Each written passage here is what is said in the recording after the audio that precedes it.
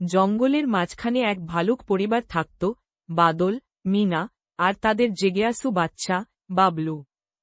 বাদল বাবলুকে খুব ভালোবাসত, এতটাই যে জঙ্গলের প্রতিটি ছোট শব্দ বা নড়াচড়ার পিছনে সে বিপদ দেখতে পেত। বাবলুকে নিজের কাছে এবং যেকোনো ঝুঁকিপূর্ণ জিনিস থেকে দূরে রাখত। মিনাও বাবলুকে ততটাই ভালোবাসত, কিন্তু সে জানত যে জঙ্গলটা বিপদ ভরা ছিল যা একটি তরুণ ভালুককে পার করতে শিখতে হবে। যেখানে বাদল বিপদ প্রতিরোধে মনোযোগ দিত, সেখানে মিনা বাবলুকে নিরাপদে তার মোকাবিলা করতে শেখানোর উপর জোর দিত।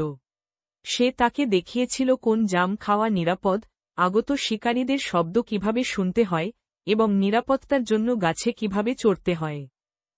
এক রৌদ্রোজ্জ্বল দুপুরে, বাবলু সেই ঝকঝকে স্রোতের দিকে এগিয়ে গেল যা তাদের এলাকার মধ্যে দিয়ে বয়ে যেত।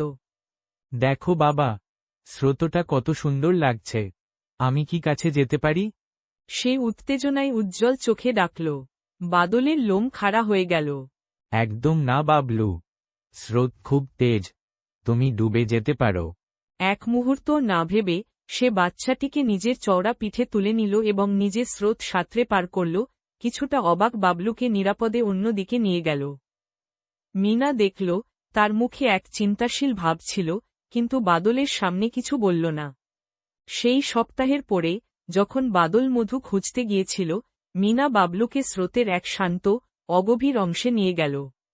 বাবলু, জল একটা বন্ধু যদি তুমি জানো এর সাথে কিভাবে ব্যবহার করতে হয়।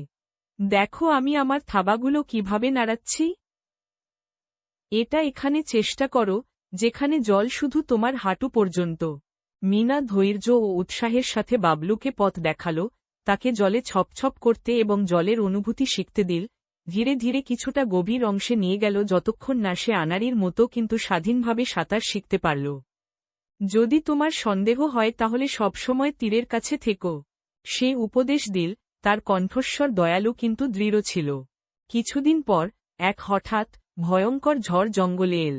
গাছ পড়ে গেল, স্রোত ফুলে ফেপে তীব্র ধারায় পরিণত হল, আর এই হট্টগোলে বাবলু ভেসে গেল, তার বাবা মা থেকে আলাদা হয়ে গেল।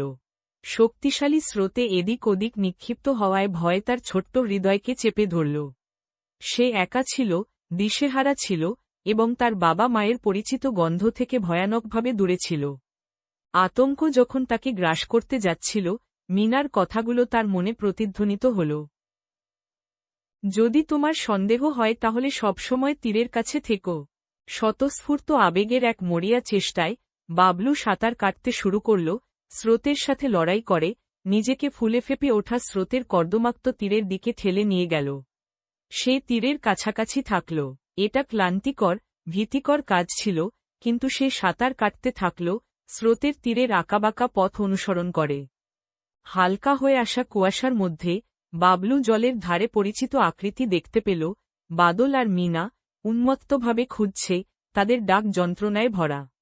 বাদল তাকে শক্ত করে ধরল, ঝড়ের বিপদ সম্পর্কে বিড়বিড় করতে লাগল। আমি খুব ভয় পেয়েছিলাম। তুমি এই সব বিপদের মোকাবিলা কিভাবে করলে? মিনার চোখ গর্ব ও স্বস্তিতে ভরা ছিল। আমি তোমার জন্য খুব গর্বিত বাবলু। তুমি তোমার শিক্ষাগুলো ভালোভাবে শিখেছ।